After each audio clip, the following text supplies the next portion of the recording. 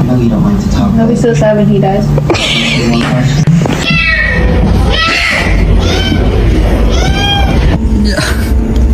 Yeah. Nick. Excuse me?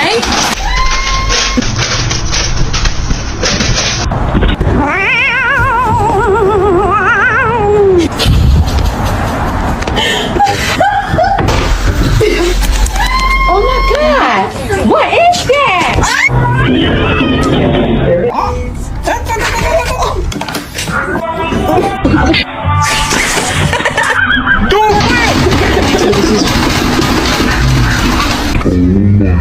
Are you serious? Go!